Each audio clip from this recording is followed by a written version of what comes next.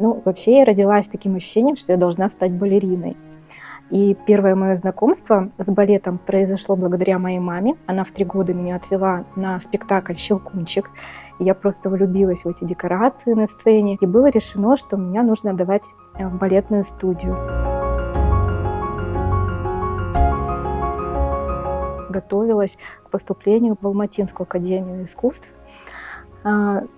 И, к сожалению, я не смогла воплотить эту мечту в свою жизнь. В подростковом возрасте, в 12-13 лет, у меня появилась небольшая деформация в позвоночнике, на которую изначально особо никто не обращал внимания. Но болезнь стала сильно прогрессировать, и буквально через полгода у меня диагностировали уже 4-ю степень кифосколиоза в грудопоясничном отделе. Еще плюс к этому было болезненно ходить. К сожалению, мое искривление позвоночника стремительное, оно сопровождалось сильной болью, и я могла ходить безболезненно где-то около 10 минут.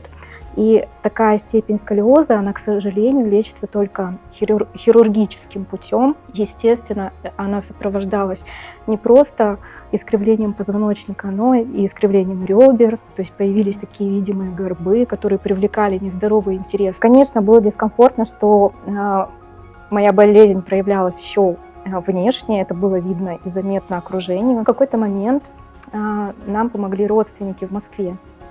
Они нашли клинику, которая проводит операции. Благодаря этим людям мы поехали на операцию, мне сделали операцию, и для меня операция была вторым рождением.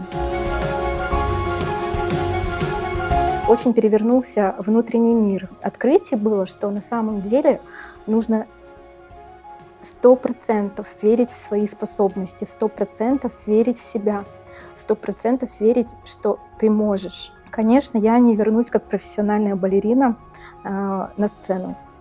И мне нужно было найти себя. В какой-то момент я поняла, что свое рвение творить я могу воплотить немного в другой сфере. Так я пришла в мир макияжей и в мир фотографии.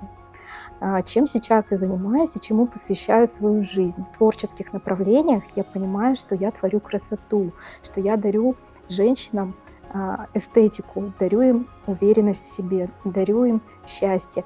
А в фотографии я умею подобрать такой ракурс, что человек сам себе нравится, он чувствует себя счастливым на фотосессии, когда получает мои фотографии. Верьте в себя, пробуйте себя, не бойтесь ошибаться. Рамки только в нашей голове.